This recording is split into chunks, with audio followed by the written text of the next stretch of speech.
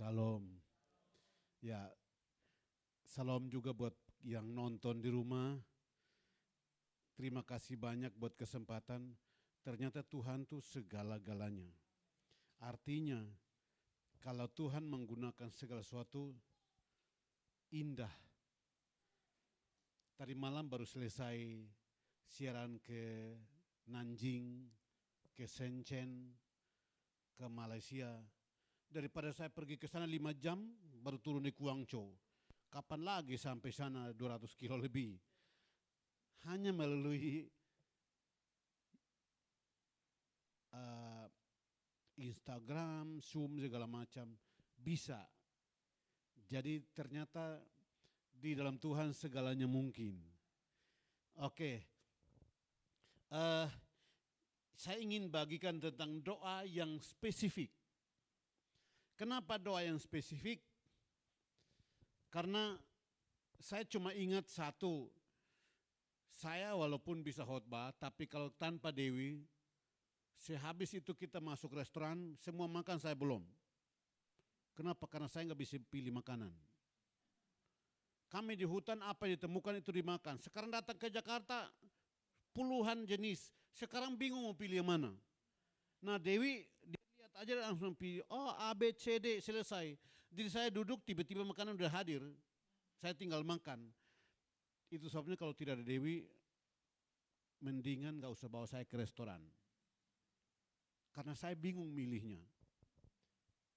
Nah kalau saya dibawa ke warung Padang atau rumah makan Padang, yang datang kan terlalu banyak. Pilih mana ya, bingung gimana. Jadi orang udah makan saya masih lihat mana yang dipilih. Bang, pesan makanan. Atau coba telepon. Halo, tolong pesan makanan ya, udah. Kalau nggak disebutin makanan, Anda sampai besok pun makanan nggak akan datang. Kenapa? Halo, Bang. Itu ada kikil nggak? Bang, ada telur dadar nggak? Ada, oke pesan ya. Setengah jam dia udah sampai depan rumah. Kenapa? Yang kita sebut spesifik. Dia nggak akan bawa pindangin satu itu rumah makan Padang pindahin ke rumah kita. Cuma antar itu doang. Kikil diantar. Lalu dadar. Dalam hal ini doa juga sama.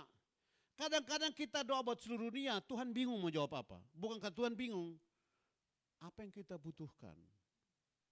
Dan karena itulah, tadi malam baru selesaikan satu buku, judulnya Bartimeus, si buta dari Yeriko.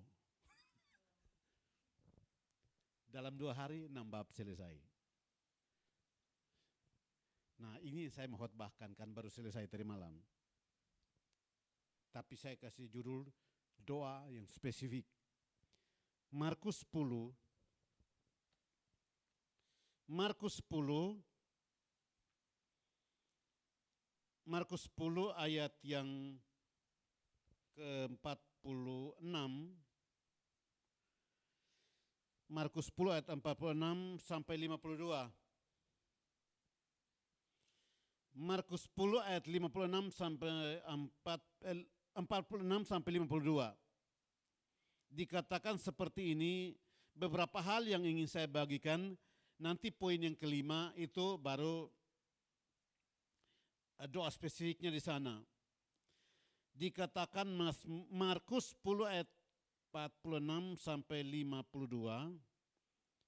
Lalu tibalah Yesus dan murid-muridnya di Yeriko. Dan ketika Yesus keluar dari Yeriko bersama-sama dengan murid-muridnya dan orang banyak yang berbondong-bondong, ada seorang pengemis yang buta bernama Bartimeus anak Timeus duduk di pinggir jalan. Ketika didengarnya bahwa itu adalah Yesus orang Nazaret, mulailah ia berseru, Yesus anak Daud, kasihanilah aku. Banyak orang menegurnya supaya ia diam, namun semakin keras ia berseru, anak Daud, kasihanilah aku. Ayat 49, lalu Yesus berhenti dan berkata, panggillah dia. Mereka memanggil orang buta itu dan berkata kepadanya, kuatkanlah hatimu, berdirilah, ia memanggil engkau. Lalu ia menanggalkan jubahnya, ia segera berdiri dan pergi mendapatkan Yesus. Ayat 51. Tanya Yesus kepadanya, apa yang kau kehendaki supaya aku perbuat bagimu? Jawab orang buta itu, Rabuni, supaya aku dapat melihat. Ayat 52, lalu kata Yesus kepadanya, pergilah, imanmu telah menyelamatkan engkau. Pada saat itu juga melihatlah ia, lalu ia mengikuti Yesus dalam perjalanannya. Nah, ada beberapa hal yang saya ingin bagikan sini. Hal yang pertama, si buta bukan si buta dari gua hantu, bukan. Tapi Bartimeus si buta dari Yeriko. Nah, yang saya sorot itu adalah Yesus masuk ke Yeriko, nggak diceritakan kisahnya dibuat apa. Nggak diceritakan. Apakah cuma datang sepintas lalu? Murid-muridnya juga di sana. Dan ketika keluar, orang berbondong-bondong mengikuti dia. Nah, saya tahu apa artinya ini. Ketika Jokowi kampanye, kami pakai Season City. Waduh, itu satu lantai, mau jalan ke toilet aja nggak bisa. Mau ke toilet aja susah. Beliau belum datang. Kita udah berdesakan 4 jam, lupa makan. Nah akhirnya setelah itu bilang, itu yang hadir siapa? Sutioso, Luhut Panjaitan, orang-orang terkenal, tapi kita nggak mau cari mereka. Mereka datang salaman foto, saya emang enggak, saya cari Jokowinya aja. Dibilang tunda lagi 2 jam, mau pulang sayang udah 4 jam nunggu. Tiba-tiba dia muncul, waduh, itu kerumunan orang untuk salaman. Saya butuh setengah jam hanya untuk dekat loh. Kira-kira jarak ke kamera gini kan berarti 2 meter lebih. Saya udah ulurkan tangan gini supaya dia lihat. Berbalik arah. Lalu naik ke panggung. Selamatlah. Itu artinya gak mungkin lagi bisa bertemu dan salaman. Ya udah saya balik dan duduk aja. Yang terkenal lainnya saya nggak peduli karena saya lihat yang ini doang. Nah sekarang perhatikan ini. Orang berbondong-bondong itu ngomongnya berbagai suara akan keluar. Ada yang bersorak, ada yang menari, ada yang segala macam bahasa keluar. Nah betapa banyaknya orang lagi seperti ini. Saya bersyukur Roh Kudus bisa menuntun Markus menyorot satu pribadi. Namanya Bartimeus. Semua yang hari tidak sebutin namanya. Murid-murid tidak sebutin namanya. Berombongan orang tidak sebutin namanya. Tapi ada satu yang sebutin namanya. Bartimeus. Engkau yang hari ini lagi nonton di rumah atau yang kita hari di sini. 7 miliar orang di dunia saat ini. Yang bisa saja mereka berseru kepada Tuhan. Tapi akan ada satu hal yang membuat Tuhan mengarahkan pandangannya kepadamu dan bukan kepada yang lain. Karena Tuhan lihat hati. Hati Bartimeus sedang merindukan sesuatu. Itu sebabnya menarik perhatian Tuhan. Jadi, oke kalau gitu. Dari kamera begini besar disorot satu orang. Bartimeus, anak Timeus. Orang buta lagi. Nah sekarang kalau orang buta datang lamar kerjaan, maaf ya, Anda bisa terima? Belum lamar aja kita udah tolak duluan. Kenapa? Kapan dia mati ya? Tetapi di hadapan Allah, Yesaya 43 ayat 4 berkata, kamu berharga dan mulia di mataku. Sekalipun dia buta, dia berharga dan mulia di mata Tuhan. Jadi kebutuhan dia harus Tuhan kabulkan. Itu sebabnya jam ini dan hari ini, dimanapun engkau berada, entah di rumah atau dimanapun, Tuhan melihat siapa dirimu dan dia tahu namamu siapa. Dan kalau dia tahu namamu siapa, Tuhan pasti berurusan dengan dirimu. Dia pasti sesuatu akan dirimu. Nah itu sebabnya Sekalipun dia buta, tetapi sesuatu yang terjadi di sana. Nah, hal yang dia itu ayat 46. Ayat 46 itu mereka lagi disorot karena berombongan orang, tapi ini Bartimeus pernah nonton iklan? Cik, kita sebelum sempat lihat udah hilang. Nah, seharusnya Bartimeus ini kayak iklan lewat, hilang. Herannya pas mukanya muncul, kameranya berhenti. Jadi bukan hilang, mukanya di sana. Nah, itu menarik perhatian. Nah, 47, ketika didengarnya bahwa itu adalah Yesus orang Nazaret, mulailah ia berseru, Yesus anak Daud, kasihanilah aku. Pertama kali dia dengar tentang Yesus. Tetapi disorot adalah dari semua yang mengenal Yesus anak Daud. Kenapa anak Daud? Karena itu nubuatan Mesias. Artinya pengenalan kita kepada Tuhan menentukan mujizat yang akan kita alami dalam hidup ini. Semua orang melihat Yesus ya cuma sebagai tokoh terkenal. Nah, saya tidak tahu apakah Bartimeus buta dari bayi atau sudah tua baru buta. Karena dari mana dia tahu ada Mesias? Anak Daud lebih agung. Di dalam 2 Samuel 7, Tuhan berjanji kepada Daud melalui Nabi Nathan. Tuhan berkata gini, anakmu yang engkau lahirkan nanti, keturunanmu akan datang. Dia akan bangun rumahku. Aku manggil dia anakku dan dia panggil aku bapaknya. Itu artinya anak Daud yang lebih agung akan datang, yang disebut sebagai Mesias. Nah, di dalam Yesaya 29, tugas Mesias adalah menyembuhkan orang buta, membangkitkan orang mati, orang lumpuh bisa berjalan, orang tuli mendengar. Nah, Bartimeus penuhi syarat. Orang buta bisa melihat. Wah, ini berarti saya. Peranan Mesias, tugas Mesias, nomor 1 urutannya adalah menyembuhkan orang buta. Saya kategori nomor 1. Nah, kalau pernah Anda urus visa ke kedutaan Amerika, itu nomor 1 sampai 8 di sana. Jangan salah masuk. Anda tidak akan dilayani. Anda terima per nomor. Nomor ini Anda akan antri di situ. Giliran dapat itu lain cerita.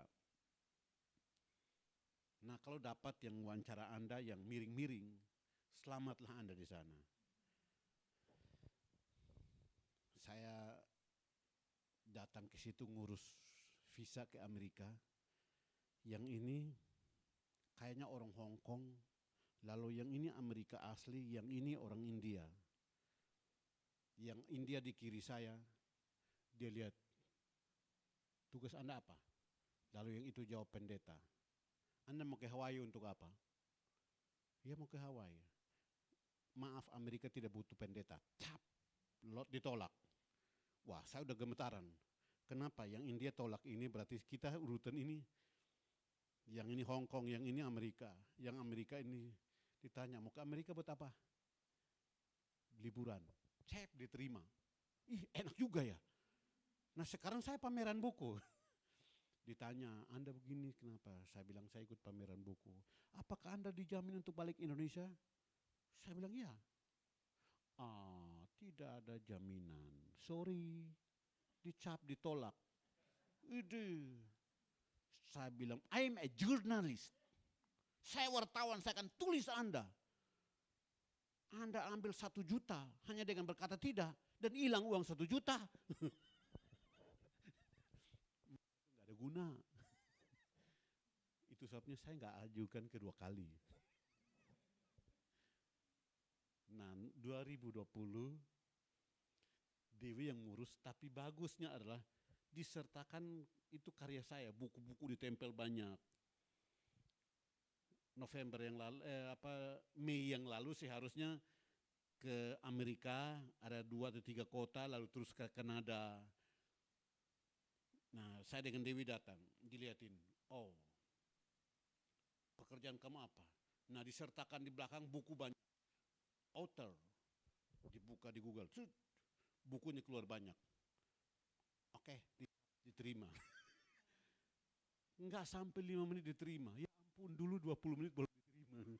Ini belum sempat ngomong udah dicap. Bagus.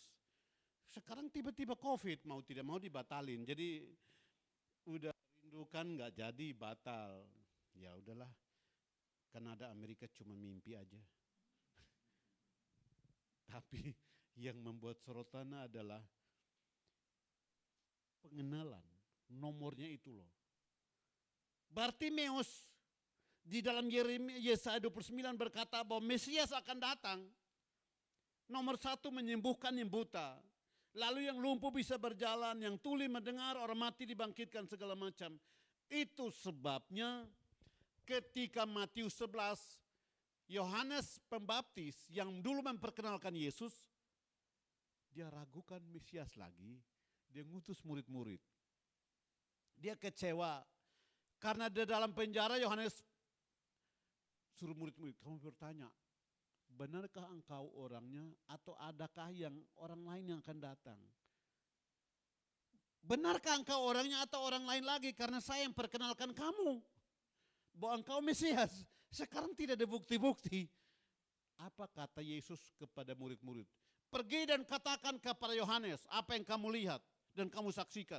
Orang buta melihat, orang tuli mendengar, orang lumpuh berjalan, orang mati dibangkitkan, dan kepada yang berduka cita diberitakan kabar baik. Kenapa? Itulah Mesias. Nomor 1 orang buta. Nah, si Bartimeus urutannya kalau ke dubes Amerika, saya nomor 1 nih. Buru-buru ambil nomor 1 duluan. Jadi orang belum wawancara dia udah sampai duluan. Apa? Iya, saya nomor 1. Yesus anak Daud, kasihanilah aku. Kenapa? Karena engkau Mesias. Saya urutan nomor 1, kasihanilah aku. Yesus engkau Mesias, anak Daud yang lebih agung. Dan karena Mesias nomor 1 harus sembuhkan orang buta. Ini saya buta, mana urutan saya? Sekarang pengenalan seseorang akan Tuhan menghasilkan mujizat di sana. Nah, nanti ada statement yang nanti poin berikut baru akan saya ngomong. Doa orang benar sangat besar kuasanya. Tapi doa yang mujizat. Doa orang benar sangat besar kuasanya, baik. Tapi doa yang benar, bukan orang benar loh. Doa yang benar menghasilkan mujizat. Kadang-kadang kita doanya salah walaupun orang benar. Bagaimana kalau saya masuk ke restoran Padang, mau makan. Bang, makan apa bang? Pokoknya makan. Diam lu, saya mau makan. Nggak akan pernah dilayani. Karena nggak minta. Bang, kikil bang. Tahu semua makan begitu banyak, dia akan cari kikil di mana diantar. Nah, restoran Padang kan yang banyak itu. Pusing berdiri liatin satu-satu. Mendingan tanya yang tukang masak aja. Bang, ada kikil nggak? Kalau nggak ada, ya udahlah telur. Ayamnya apa dulu? Ayam yang bakar atau yang bukan? Jangan-jangan Anda minta dua-dua, dia antar dua-dua. Sebentar bayarannya bengkok di sana. Jadi pengenalan kita akan Tuhan membuat segalanya mudah. Bartimeus ketika mendengar tentang Yesus, dia berteriak seperti ini. Yesus anak Daud, kasihanilah aku. Kenapa anak Daud? Karena nubuat adalah Mesias itu anak Daud yang lebih agung. Disebutin Yesus anak Daud, kasihanilah aku. Ingat, karena Anda adalah Mesias, urutan nomor 1 saya orang buta harus butuh disembuhkan. Dan kalau kita udah minta, saya tulis yang lain yang agak ayat 48. Banyak orang menegurnya supaya ia diam. Ketika orang dengar nama gereja di sini, lalu Anda punya program segala macam, pernahkah seseorang menegur Anda? Anda tidak beda dengan Bartimeus. Sebelum mengalami mujizat, Ujiannya itu selalu datang. Pengenalan Bartimeus kepada Yesus menghasilkan ujian terhadap imannya. Mereka menegur dia. Mereka itu siapa? Murid-murid yang ada yang 12, ada yang 72, ada yang 120. Mereka lagi menyertai bos. Diam lu. Nah untung tidak tahu situasi Yeriko kayak apa. Kalau Bartimeus orang timur, habis dia. Buta. Lu macam-macam saya tendang lu. Saya dampingi bos. Jadi antara tangan atau kaki bisa berbunyi, bisa aktif. Kenapa? Lu buta, diam dikit ke apa? Ganggu aja bos lagi lewat.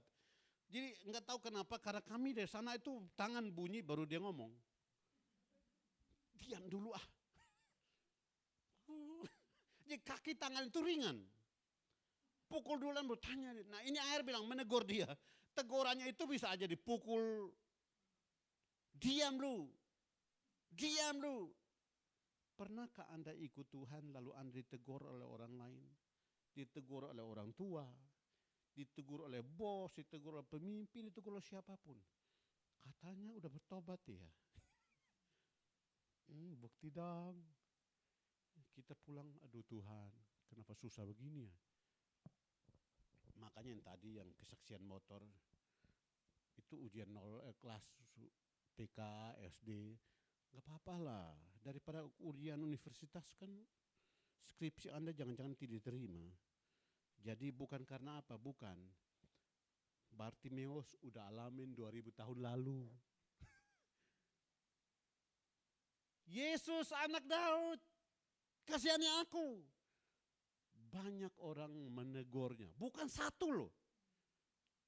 Itu artinya semua yang lewat dari hadapan Bartimeus ikut-ikutan menegur. Kalau kita di kantor kan cuma bos aja menegur, HRD menegur. Nah ini yang jalan ini tidak dapat hak juga ditegur. Diam lu, berisik. Lihat saya lagi ikut bos, lu kasihan lu buta. Gak lihat lu mau ikut, gak lihat teriak-teriak, berisik aja lu. Nah itu segala macam bahasa akan muncul. Apalagi di sini kan tulis GB Mercy dengan segala program, ada reaching out, ada discipleship, ada empower, ada creation segala macam. Mereka kalau dengar itu ketawain kita habis-habisan. Pernah Anda ditegur? Saya bisa juga termasuk orang menegur. Kenapa?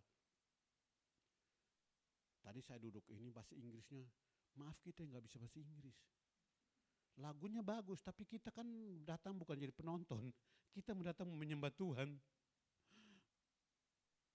Jadi cuma begini, karena nggak tahu bahasa Inggrisnya, salah ucap beda kan. Ada yang bilang changing life, ada yang bilang singing life. Jadi yang dengar aja ketawa. Changing yang changing, ketawa artinya apa? Nah dulu ada Pak Edileo punya yang kita tulis Touching Heaven, Changing Life. Itu susah diucapin. Apalagi yang leader-leader yang gak bisa sekolah. Apa-apaan, susah sebutin.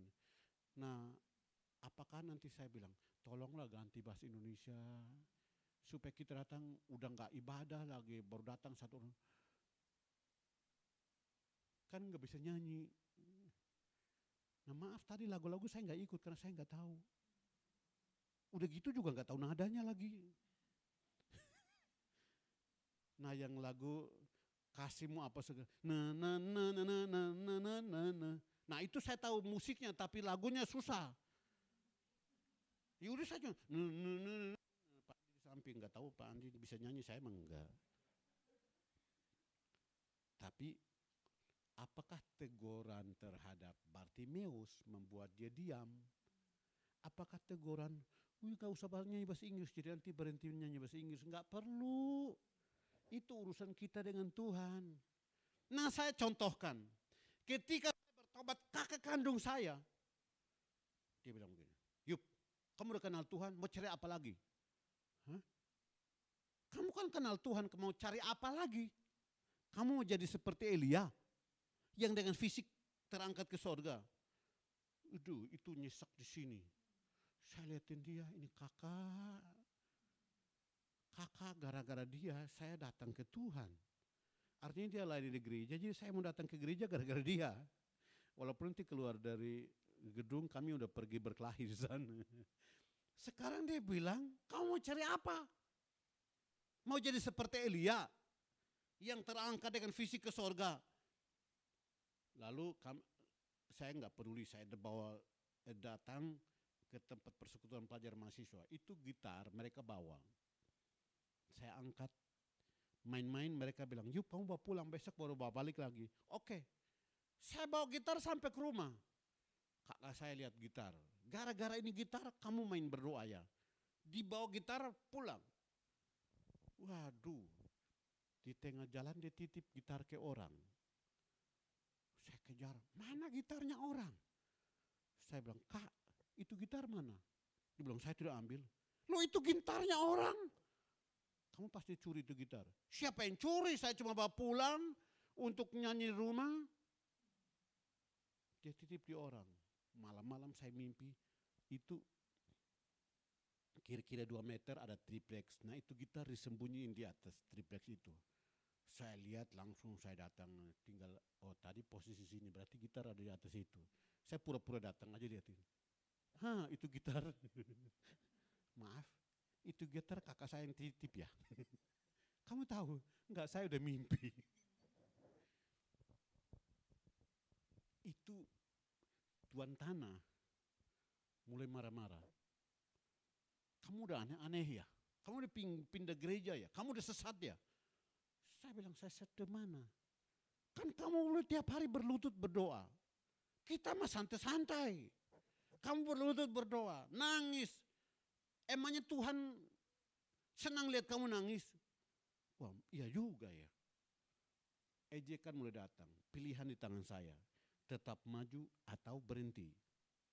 Saya pilih seperti Bartimeus. Tahu apa yang dilakukan kalimat selanjutnya?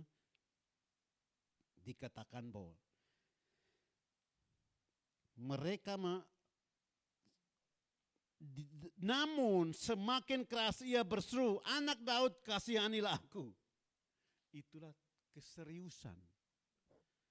Keseriusan, ketekunan.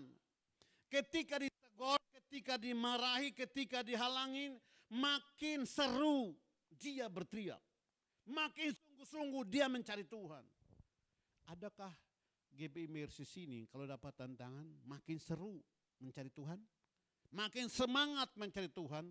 Lebih bertekun mencari Tuhan? Atau patah arang dan pulang?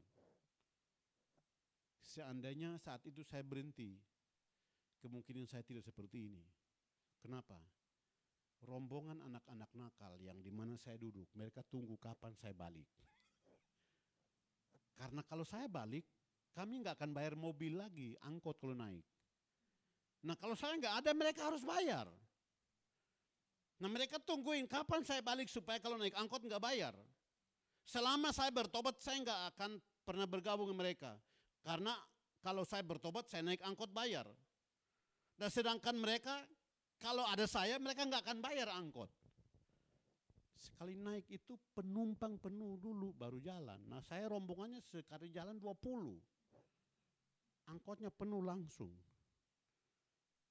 Sekarang tiba-tiba saya nggak ada, mereka nggak berani naik angkot karena naik kan diminta bayarannya. Nah mereka tunggu saya kapan balik. Itu artinya kesempatan saya berbalik itu gampang. Tapi saya bilang sekali Yesus tetap Yesus. Memang ruginya naik angkot bayar. Kalau dulu nggak perlu, turun cuma gini. Kalau udah bunyi gini, minta uppercutnya naik itu.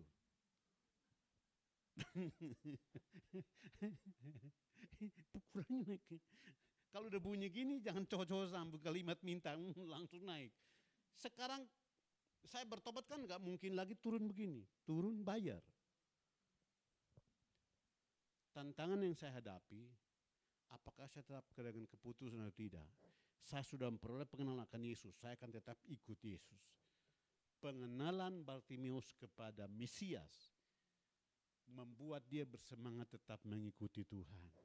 Dia tidak patah arang tapi dia bersemangat. Nah, saya suka dengan hal berikutnya. Jadi Bartimeus si buta, lalu mendengar Yesus, lalu ketiga menunjukkan keseriusan, yang keempat Yesus meresponi ayat 49-50. Yesus meresponi ayat poin yang keempat.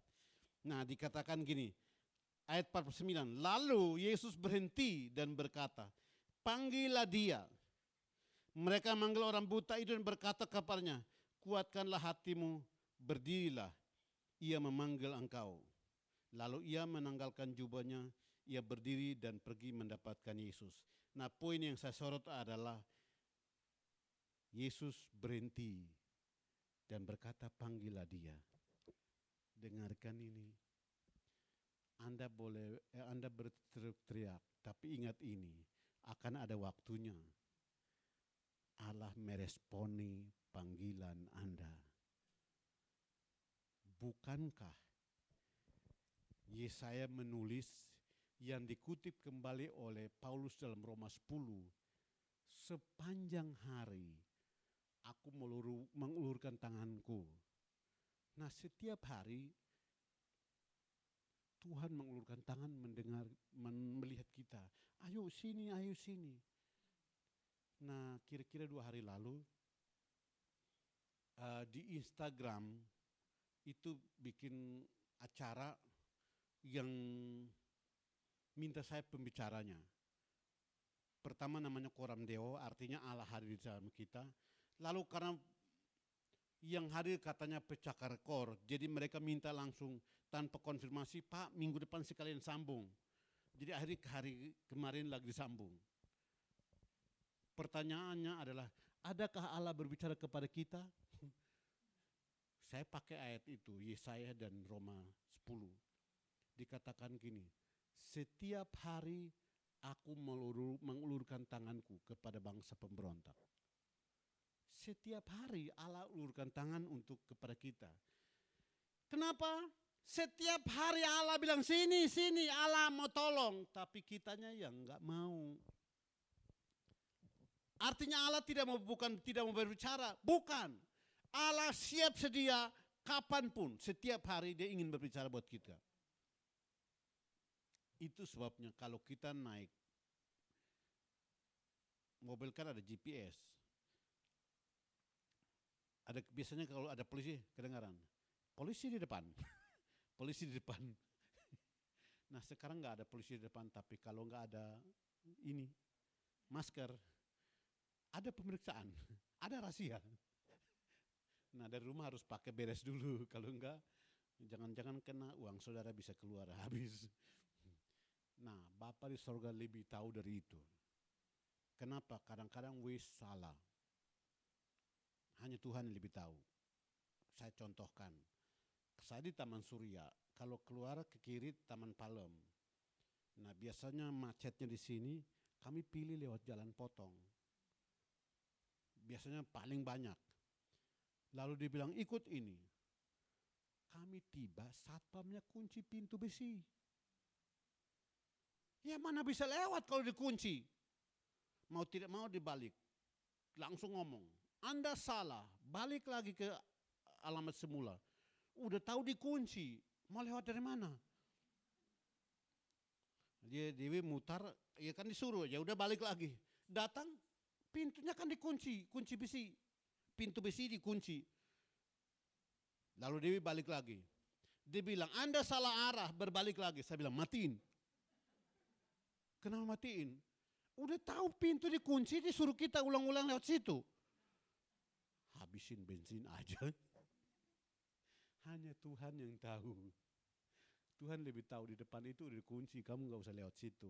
Makanya tadi lagu itu, tiap langkahku dituntun Tuhan, memang Tuhan lebih tahu kok. Setiap hari apa yang kita butuh Tuhan lebih tahu. Nah, saya contohkan.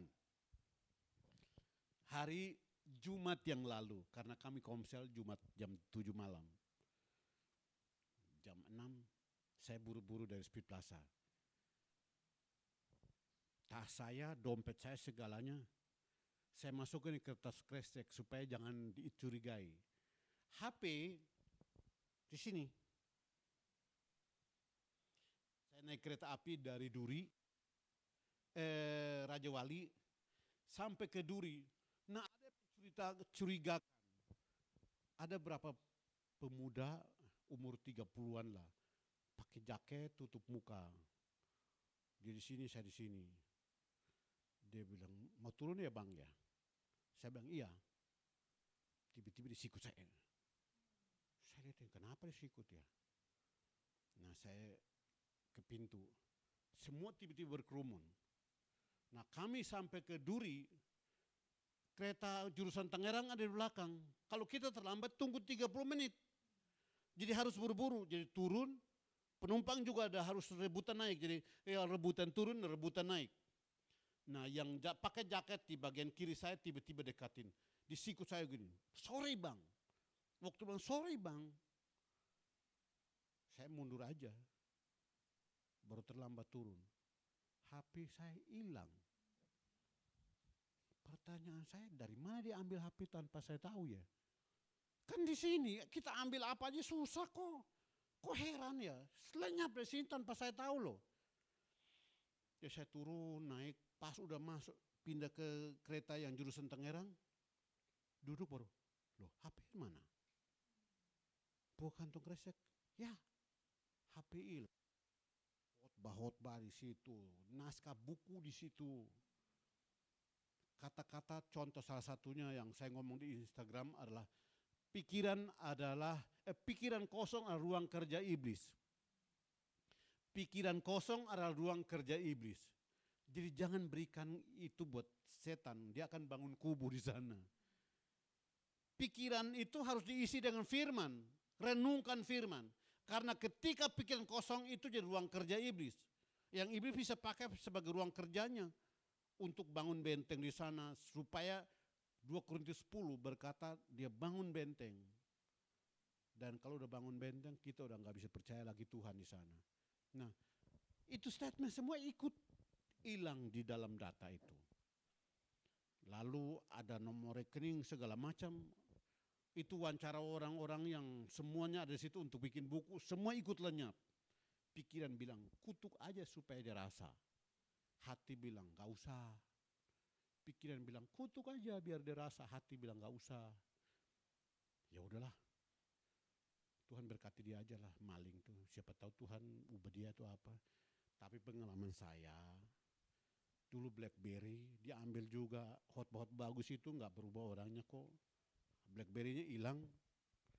Nah sekarang Samsung Galaxy A10 yang penuh data itu hilang. Mau diapain? Hati bilang syukur aja lah. Pikiran bilang kalau dapat dia. Dulu kan kita mantan ini bareng. Kita dulu kan mantan nakal. Ini kalau dapat ini yang duluan. Benjolnya naik baru tahu rasa. Saya sampai rumah Dewi bilang begini, ternyata tampangmu tidak ada apa-apanya.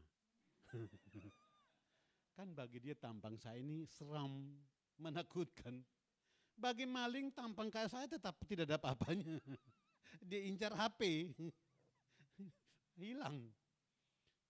Saya bilang Tuhan, oh ini Januari 2021. Saya khotbah Januari 2021 adalah 2021 tahun penghiburan. Yesaya 66 ayat 13 berkata, seperti seseorang dihibur ibunya, demikianlah aku menghibur kamu. Kamu dihibur Yerusalem. Jadi saya khotbah tanggal 7 Januari itu. Seperti seorang dihibur ibunya, demikianlah aku menghibur kamu. Nah ayat 2 itu Yesaya 66 ayat 13. Ayat 12 berkata gini, aku akan mencurahkan kepada kamu keselamatan seperti banjir dan berkat bangsa-bangsa itu seperti banjir yang meluap, supaya kamu menyusu, supaya kamu digendong dan supaya kamu dibelai-belai. Wah luar biasa itu ya. Udah menyusu, udah digendong, dibelai-belai. Yesaya 66 ayat 12. Nah ayat sebelumnya, biarkan kamu menyusu supaya kamu segar. Dan biarkan kamu menghirup dari dadanya yang bernas. Saya bilang itu artinya dot di mulut kalau nggak diisap susunya nggak keluar. 2021. Kalau Anda tidak bertindak dari iman, Anda akan tidak dapat apa-apa. Menyusu itu dot di mulut tetap aja isap. Nah kalimat selanjutnya dibilang menghirup. Kalau Anda tidak menghirup dari dada yang segar, jadi saya habis khotbah mereka bilang begini, khotbah porno ya? Saya bilang bukan, itu ayat bilang menghirup dari dadanya yang bernas di timur. Ibu-ibu suka kerja kebun. Nah kami bayi-bayi, mau susu itu kan harus kejar ibunya. Bagaimana caranya? Mereka dari belakang pegang ujung itu puting susunya baru isap. Biasanya kalau 1-2 anak, susunya udah kering, digigit. Jadi mereka bukan ngisap, gigit-gigit. Mamanya, kakak saya yang ngangkat saya itu, anaknya gigit susunya. Sampai, kamu susu yang pelan dong, jangan gigit mama. Kenapa? Karena bukan bernas lagi. Sudah kempes susunya. Nah kalau baru pertama kali melahirkan susunya gede banget. Anak sambil tidur gitu. Saya bilang itu manusia, itu susunya kurang. Kalau ayat ini berkata Allah punya kekayaan bangsa-bangsa itu montok. 2021, biarkan yang itu menyusul lah. Nah sekarang saya bilang, Bapak, Galaxy A10 diambil. Mana saya punya? Mana saya punya yang baru? Sambil ngomong gini, Dewi bilang begini, kita blokir dulu nomornya. Oke, jadi blokir nomor supaya jangan dipakai. Habis itu polisi minta keterangan bahwa kehilangan barang, bawa dengan KTP dan KK baru untuk datang ke Gelari Indosat ambil kembali. Tapi sampai sekarang belum itu. Nah herannya hari Jumat kemarin, udah mau siaran, orang telepon gak bisa. Karena nomornya ikut hilang yang 44 itu. Ya maaf Pak, saya gak terima apa-apa karena nomor 44 itu hilang bersama HP Galaxy, Samsung Galaxy A10. Mereka cari, Dewi berikan yang simpati. Telepon, halo. Pak Ayub kok dihubungin? Gak bisa. Saya bilang, ya maling ambil HP-nya. Oh gitu ya. Sorry. Mereka yang di Shenzhen lagi tinggal di Kelapa Gading. Pak, saya beli Samsung Galaxy A11. Sekarang saya buka tapi nggak dipakai, saya lagi simpan. Berarti ini HP buat kakak ya. Mana alamat rumah, sekarang saya kirim. Saya bilang, hah? Udahlah. Dewi bilang, tanya harganya. Supaya bayar. Saya bilang, sorry, maaf. Harganya berapa supaya kita bayar? Dibalas, sorry kita bukan toko HP. Sorry kita bukan toko HP untuk jualan HP. Saya baru beli tapi tidak dipakai. Nah sekarang kakak punya hilang, berarti ini jatah buat kakak.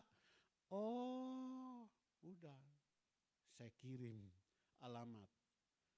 Gosen urusan. 3 jam kemudian HP Samsung Galaxy A11 sampai rumah.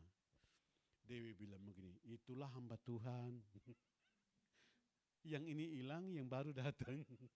Yang hilang Samsung Galaxy A10, yang datang Samsung Galaxy A11. Ya lumayan lah.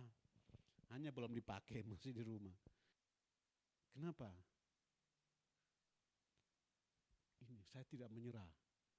Hilang ini biarin aja, merasa Tuhan mau kasih yang baru kok. Kenapa? Allah punya alam raya, tidak terbatas.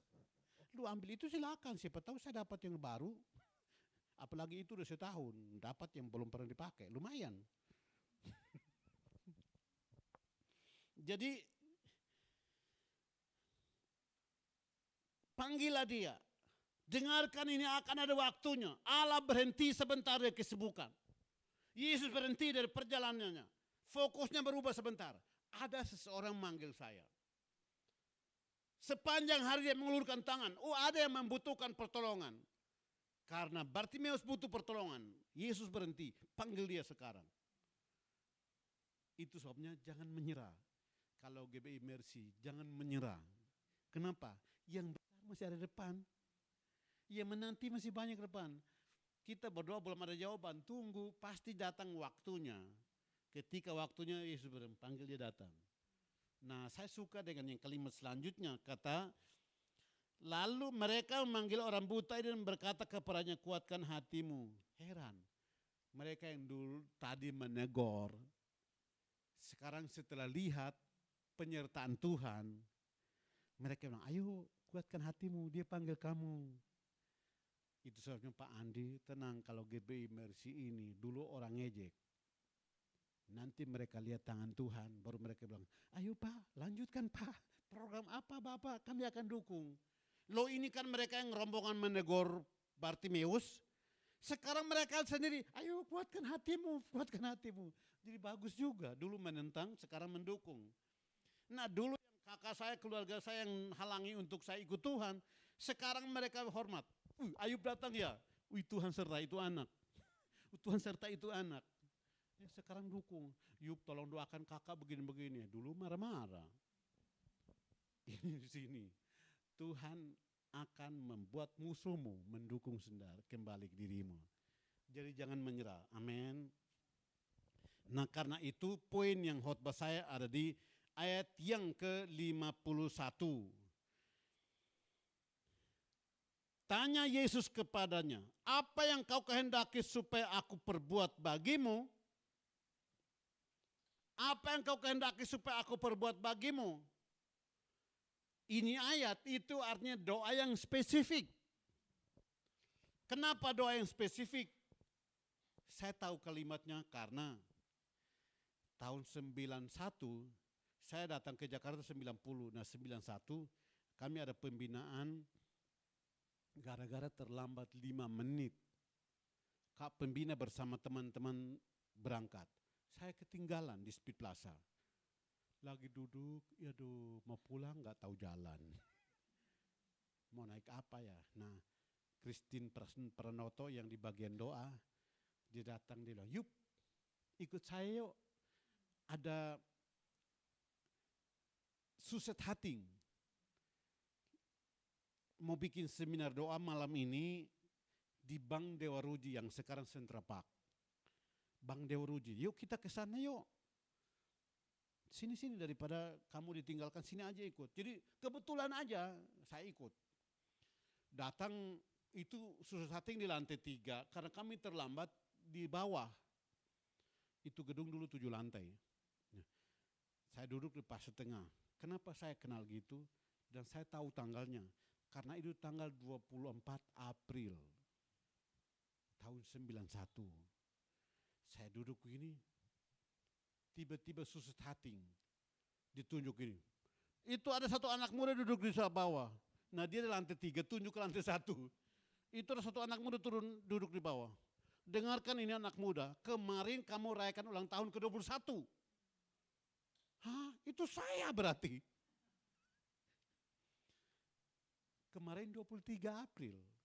Dan rayakan ulang tahun 23 April kemarin. Dia bilang ada anak muda duduk di bawah posisi ini. Kemarin kamu rayakan ulang tahun ke-21. Tuhan bicara kepadamu untuk pergi ke bangsa-bangsa. Tapi kamu bilang siapa saya? Saya bilang 100. Ketika dia ngomong gitu. Itu kayak es batu ditempel di sini. Wow. Udah saya cungkir balik.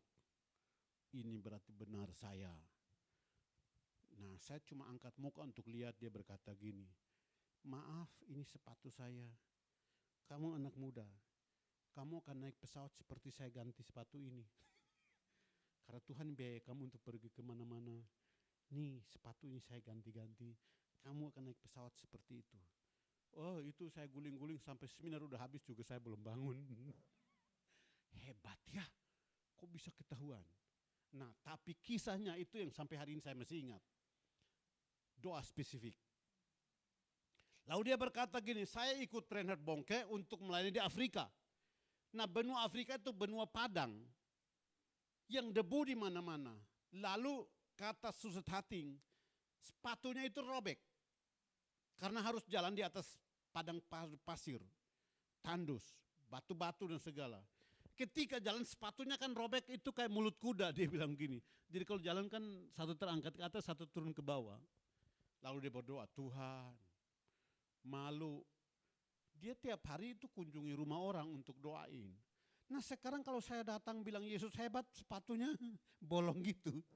Orang bukan mendengar Yesus, mereka lihat sepatu saya terus katanya. Nah dia berdoa tahun pertama belum ada jawaban. Tahun kedua belum ada jawaban, nah ini sepatu udah mau terlepas. Dia bilang, Tuhan, bagaimana sepatunya? Lalu Tuhan bicara buat dia, Suset, saya sampai hafal itu. Suset, sepatu terlalu banyak di dunia.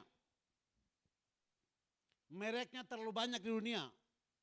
Terbuat dari apa juga terlalu banyak di dunia. Ukurannya terlalu banyak. Kamu mau yang mana? Oh, lalu diberikan 3 hal. Baik Tuhan, pertama saya minta warna coklat. Karena Afrika itu kan sepatu putih dalam hitungan 5 menit hitam udah coklat. Karena harus jalan di padang pasir. Jadi saya minta warna coklat. Yang kedua saya minta warna terbuat dari kulit. Kenapa? Karena yang lain pasti gampang robek. Saya minta sepatu dari kulit supaya tidak robek. Yang ketiga nomor 43, karena saya Jerman kaki panjang. Jam 10 malam dia berdoa, Tuhan saya minta sepatu coklat terbuat dari kulit nomor 43. Lalu dia tidur. Jam 12 Tuhan menunjukkan diri kepada seorang teman dalam mimpi di jam 12. Kalimatnya adalah gini, besok jemput Suset, bawa ke toko sepatu, belikan dia sepatu yang warna coklat, terbuat dari kulit nomor 43. Pagi-pagi ini wanita udah datang. Suset ikut saya, dia bilang ada apa? Pokoknya ikut aja, dibawa ke toko sepatu. Dia bilang kamu butuh sepatu nomor 43, terbuat dari kulit dan warna coklat. Suset berkata, bagaimana engkau tahu? Dia bilang tadi malam Tuhan bicara mimpi bahwa kamu butuh ini.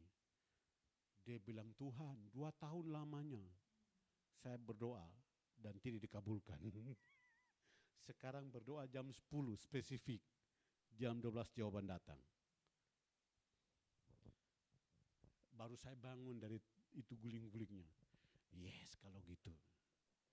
Sejak itulah doa saya berubah. Pak minta ini. Pak minta ini. Kenapa? Karena menurut buku I Saw Heaven ada namanya daftar kebutuhan, ada yang daftar keinginan. Kalau daftar kebutuhan kamu nggak usah doa, Tuhan akan berikan. Kenapa? Karena Matius 6 berkata jangan khawatir tentang apa yang kamu pakai, jangan khawatir tentang apa yang kamu makan, apa yang kamu minum. Karena itu diberikan, itu kebutuhan. Demi kita melayani Tuhan, kebutuhan pasti diberikan. Tapi keinginan itu diberikan karena kita melakukan kehendak Tuhan. Jadi kalau kita lakukan kehendak Tuhan, keinginan kebutuhan digabung. Lumayan kan double porsi. Jadi kalau kita punya kebutuhan ini akan dikabulkan tanpa ada tambahan. Tapi kalau kita lakukan kehendak Tuhan, tambahan diberikan. Baru itu saya lihat, oh iya ya kenapa saya double-double ya. Kalau udah dapat mujizat double ya itu berarti kita lakukan kehendak Allah ditambah kebutuhan lumayan. Nah tadi bilang yang single kebutuhan beda, setelah menikah kebutuhan beda. Double, ketika saya single saya punya berkat khusus, ketika menikah berkat double. Dulu kalau dapat makanan cuma satu, jatah satu. Setelah punya istri, oh ada istrimu dikasih lagi satu. Saya bilang dia nggak suka, itu bukan urusanmu, itu urusan istri, dikasih tetap aja saya harus bawa pulang. Itu namanya berkat ganda. Heran. Setelah menikah selalu jatahnya ganda terus. Saya bilang enggak, Dewi enggak suka. Itu bukan urusanmu, tetap aja jatah Dewi dibawa pulang. Itu sebabnya kadang-kadang kalau saya datang khotbah, mereka kalau saya pulang mereka kasih makanan, selalu lebih dari satu. Alasannya Dewi yang butuh. Jadi kalau enggak bawa pulang kan enggak enak. Mau tidak mau harus bawa jatah buat Dewi. Kenapa? Itulah jatah ganda. Jadi buat yang tadi kesaksian menikah, itu jatah buat yang menikah itu double loh. Apalagi sampai rumah istri nggak makan, kita double porsi.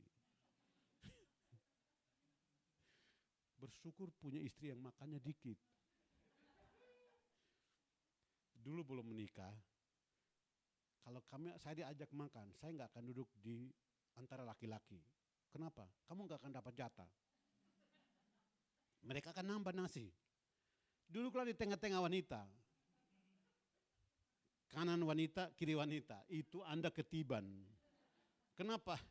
Nanti yang kanan bilang begini, Bang boleh nggak nasi saya setengah dikasih buat Bang. Oke mau. Nah kalau kita terima yang kiri malu. Bang boleh nggak? Tahu jatah kiri kanan dapat. Jadi kamu nggak perlu tambah karena kiri kanan pasti saling malu. Yang kiri itu duluan berarti kanan ikut giliran. Jadi biasanya kalau pergi makan saya cari di mana ada wanita saya duduk di tengah. Boleh nggak saya duduk di tengah sini? Mereka nggak tahu karena saya yang tahu. Biasanya itu biasanya, Bang, kami mau itu boleh nggak Bang? Nasi buat Bang. Oh boleh, oh ke setengah. Nah yang satu, boleh juga nggak? Nah biasa selalu itu, jatah kiri kanan saya dapat. Baik nasi, daging atau apa, lumayan loh. Makanya itu gemuk tuh gara-gara itu, bukan karena saya minta, bukan. Saling malu di antara, tapi jangan duduk di antara pria. Kalau Anda duduk di antara pria, rugi. Satu potong aja Anda nggak dapat, karena dia nggak akan ambil kok. Sisa dari piring, jangan pernah lihat kiri kanan, dia akan ambil.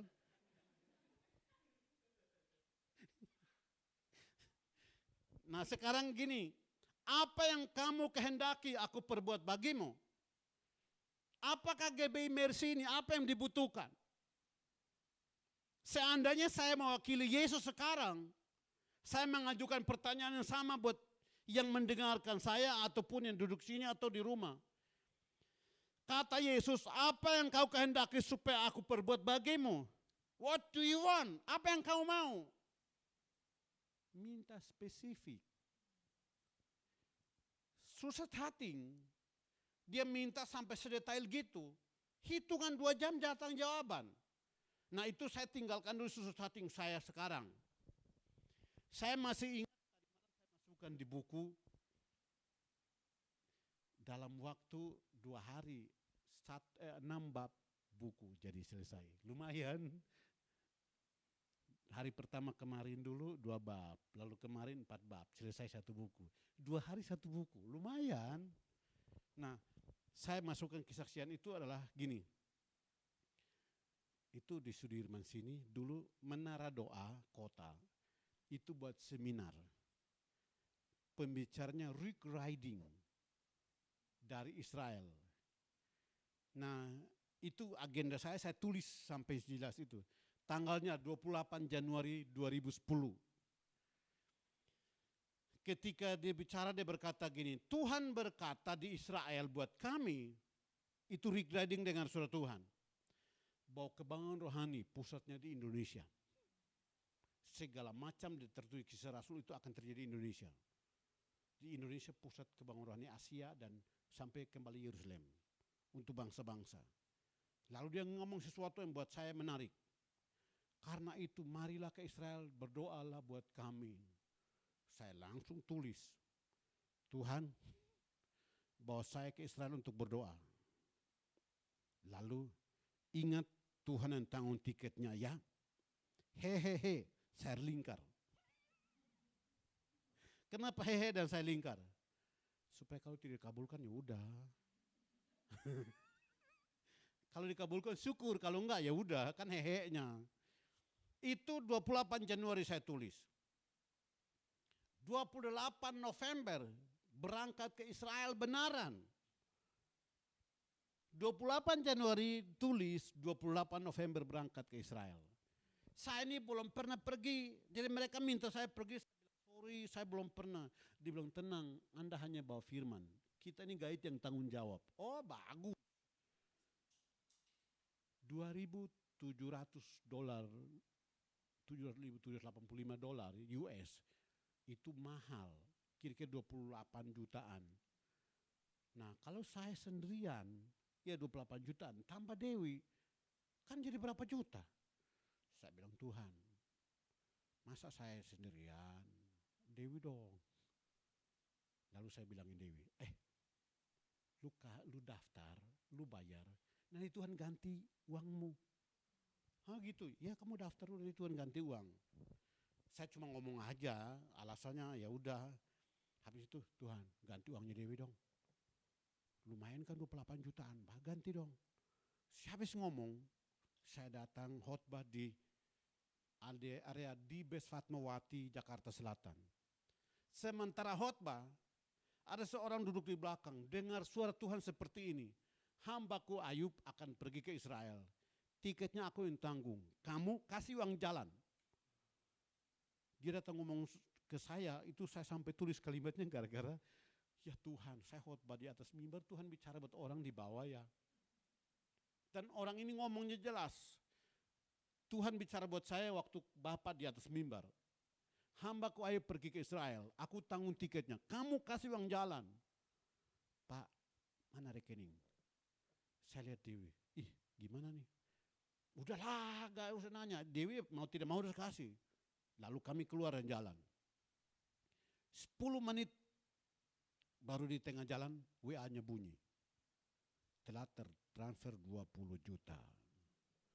Dewi minggir ke samping karena lagi rame, di pinggir ke samping parkir dan nangis. Saya enak amat ya 20 juta udah masuk. Saya bilang kan Tuhan mau ganti tiket kamu sayang. Dia nangis, biarin aja kan, dia nangis kan gak bisa nyetir, biarin aja nangis. Selesai nangis, jalan lagi. Kami sampai rumah, saya kok itu ya? Saya bilang kan udah minta, biarin. Bosnya kasih 5.000 US. Nah udah berapa juta? Nah pas kami mau berangkat ke Israel, ada orang telepon, Pak Ayub, ini uang untuk beli roti ya. Kan dalam perjalanan kita nggak tahu Bapak ke Israel gimana, ini uang roti ya, 2 juta. Saya bilangin Dewi, beli roti aja 2 juta, kita mau apain? Dewi ketawa, iya 2 juta mau beli roti, apain? Baru saya tahu, oh berarti 20 juta ditambah 5.000 US, ditambah 2 juta, kan kamu lunas. Kata saya dulu, kamu daftar dulu, Tuhan lunasin, Tuhan ganti duit kamu. Dan benar digenapi. Kenapa? Itulah doa spesifik. Bilang orang di sampingmu, makanya doanya berubah. Amin. Nah ini statement saya adalah gini. Doa orang benar penuh kuasa, menurut Yakobus 5:16 ya. Doa orang benar penuh kuasa, tapi doa yang benar menghasilkan mujizat. Doa yang benar menghasilkan mujizat, ditambah orang benar berdoa, ya double porsi. Jadi kalimatnya adalah doa orang benar penuh kuasa, ditambah doa yang benar menghasilkan mujizat double porsi. Kenapa doa yang benar? Dia mintanya itu spesifik. Kadang-kadang kita berdoa, Tuhan saya butuh A. Malaikat goyang-goyang kepala, A-nya apa? A minus, A plus. Bukan karena kita mau dikte Tuhan, bukan. Apa yang kita butuhkan itu yang diminta. Contoh, saya haus, Anda berikan KFC. Mana bisa makan kalau haus? Keselak di sini. Kalau saya lapar, jangan kasih minuman. Kalau saya lapar, berikan minuman. Kalau saya haus, kebalik namanya. Kalau saya haus, berikan minuman. Kalau saya lapar, berikan makanan. Seringkali kita lapar tapi diberikan minuman. Kita haus diberikan makanan. Salah. Itu sebabnya ketika kita berdoa dan berdoa nggak ada jawaban. Kalau Anda haus, minta minuman. Kalau Anda lapar, minta makanan. Nah itu doa yang benar. Dan apa yang kita minta selalu dikabulkan. HP saya yang hilang Samsung Galaxy A10. Ya digantilah A11. Sama. Harganya yang saya nggak tahu, tapi yang penting lumayan lah. Yang ini udah bekas, sekarang datang baru, lumayan. Karena belum dipakai. Nah apa yang Anda minta? Nah contoh ya, biasanya Dewi kan nggak suka daging babi. Nah saya dari Kupang hobi daging babi. Daripada saya minta, ya pasti dimarah. Saya cuma pikir gini, daging babi enak. Cuma pikir loh, daging babi enak. Tiba-tiba ada telepon. Bang, minta alamat dong bang. Kenapa? Udah nggak usah nanya, minta alamat. Setengah jam kemudian, GoFood mengantar daging babi. Dewi nggak bisa nolak karena udah daging babinya udah datang. Wah, yang paling senang siapa? Saya. Saya sampai goyang kepala, hebat ya. Mikir aja dikasih. Belum minta loh, baru mikir aja dikasih. Bagaimana kalau minta? Kenapa? Doa yang benar menghasilkan mujizat, tetapi doa orang benar penuh kuasa. Nah kalau kita jadi orang benar, kita berdoa dengan benar, pasti double porsi mujizatnya. Kan kita sudah jadi orang benar karena Yesus. Makanya kalau doa kita benar, mujizat pasti terjadi. Kadang-kadang kita ini orang benar tapi doa yang salah. Tuhan tanggungkanlah gedung ini. Nah emangnya Tuhan mau gedung ini mau diapain? Minta berapa juta, biayanya berapa, segala macam. Kita sebut spesifik, jawabannya pasti datang lebih cepat. Contoh. Tahun lalu ada keluarga yang rumahnya itu semua rumah sekelilingnya itu baik. Yang ini cuma pakai lalang, itu persis rumah kebun. Nah kalau rumah kebun itu yang kayak sawah-sawahan orang bikin. Jadi mereka bilang, Pak, ini rumah keluarga kita begini-begini, dikirim fotonya. Saya bilang, ya ampun, rumah di pinggir jalan. Tapi ilalangnya ketiup angin, itu kalau angin kencang datang, udah gak ada rumah. Ya udahlah, bilang aja Tuhan akan bangun itu rumah. Habis itu saya mulai berdoa, Tuhan, si itu bapak butuh dibangun rumah, bayar dong. Nah saya nggak berdoa dekat Dewi, karena kalau saya berdoa dekat Dewi, Dewi nanti hentikan, lu mau apain? Kan harus ada modal. Nah saya kan modalnya iman doang. Ya udah Tuhan, amin. Habis amin, ada yang telepon, Yup, ada daftar kebutuhan apa? Saya bilang, maksud kamu? Dia bilang, kok nanya saya? Daftar kebutuhan apa? Oh langsung doa yang kemarin. Oh iya di kampung ada yang begini-begini, rumahnya begini. Udahlah kalau gitu mana rekening? Udah 6 juta buat mereka. Saya cuma begini, Tuhan dia yang dapat saya enggak. Berarti jatah saya lain. Mereka bongkar, cuma 12 jutaan itu rumah bisa jadi. Mereka bongkar dalam waktu berapa bulan, udah sekarang. Kemarin mereka syukuran. Dari mana?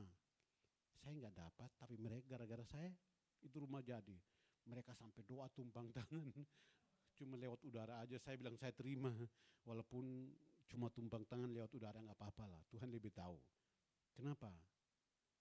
Tuhanmu tahu kalau Anda berdoa dengan benar. Doa yang benar. Karena saat itu saya bilang, minta 5 juta, 6 juta Tuhan. Itu orang kirim 6 juta benaran. Saya bilang coba minta lebih. Atau kalau belum ini mari saya ceritakan lain. Suatu kali saya sebelum nikah masih di Speed. Ada kakak yang ada kebutuhan. Mereka telepon saya. Yup, tolong kirim duit sekian. Saya salah.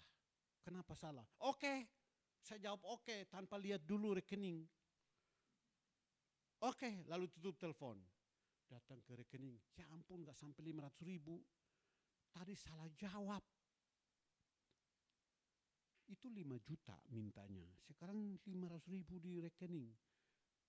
Saya jalan sepanjang jalan, Tuhan. Ini tiba-tiba kutuk banyak.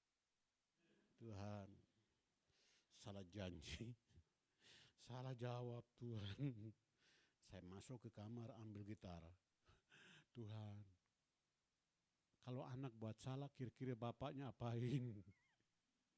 Bapaknya kan tanggung jawab. Bapak, saya udah salah jawab. Mereka minta 5 juta, Tuhan. Ya saya main gitar kan sesuka yang saya bisa kan. Gak pernah pindah nada, cuma begini. Habis pindah juga gak tahu gimana caranya, cuma begini aja. Herannya Tuhan gak lihat yang ini loh. Saya main jam 10, jam 11, setengah 1. Saya masih tetap main gini terus. Kenapa? Kan besok pagi kan harus kasih jawaban. Setengah 1 itulah tiba-tiba SMS bunyi. Wih, saya tinggalkan itu gitar dulu, liatin.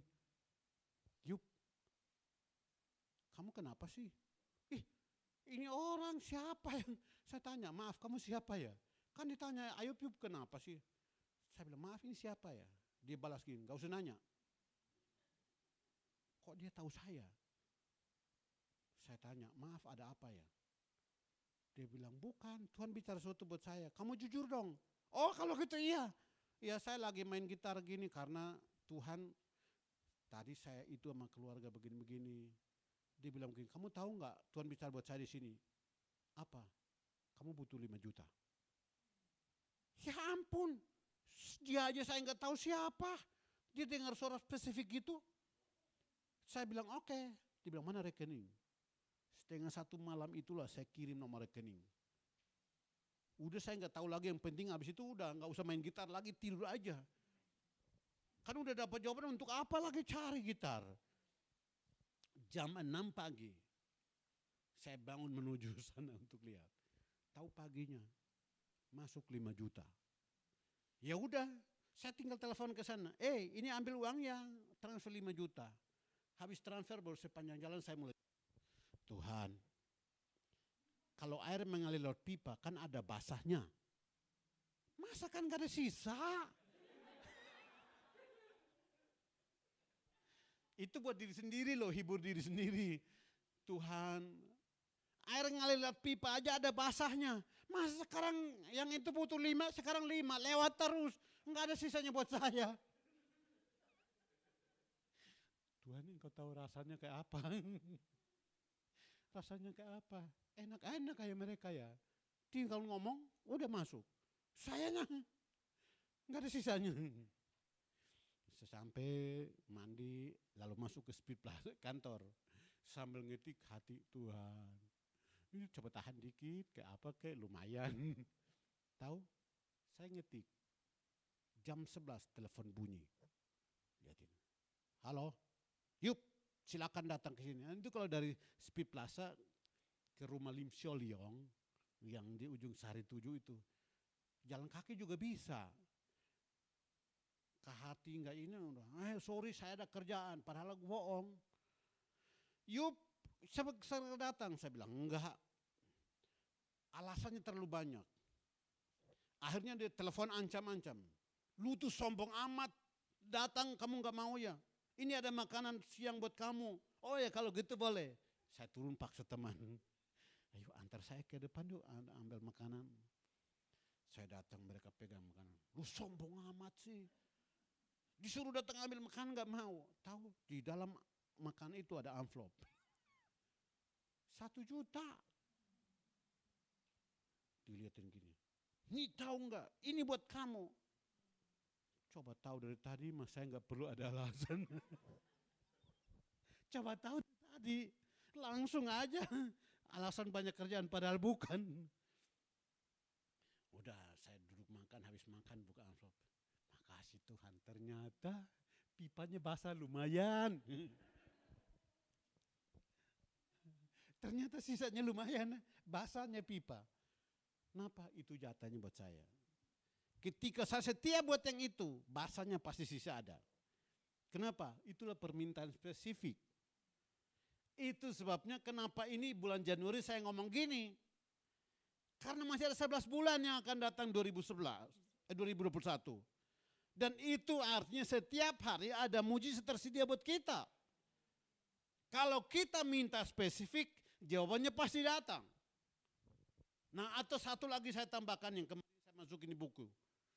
Ada kalau minta spesifik, kadang-kadang jawaban datang sampai detail. Nah, saya baru 3 bulan bertobat. Saya buka Alkitab gini, nah, karena baru bertobat disuruh jaga perpustakaan. Saya duduk di kursi, di atas meja ada Alkitab, saya baca gini. Lukas pasal 2. Tentang malaikat menampakkan diri kepada para gembala. Saya ambil kertas kecil dan nulis gini. Tuhan, kalau boleh bawa saya untuk acara Natal di Padang Gembala ini.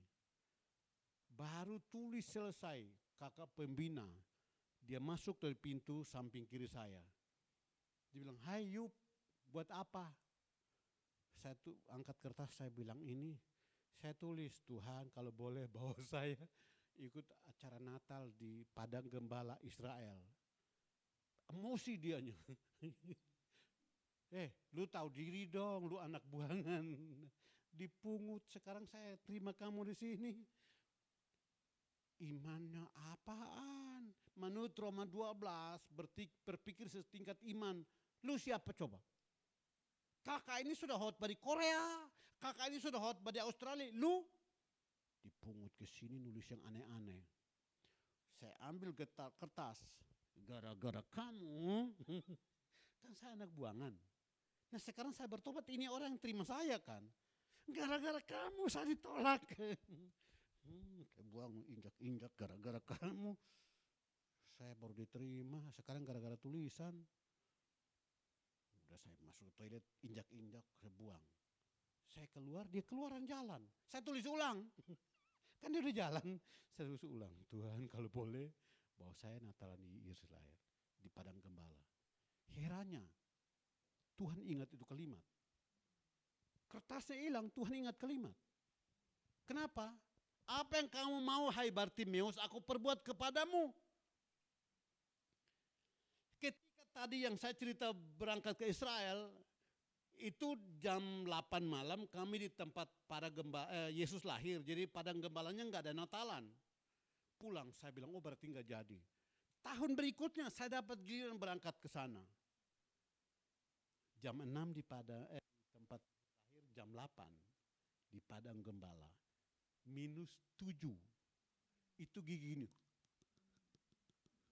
Mau nyanyi atau gigi gini terus.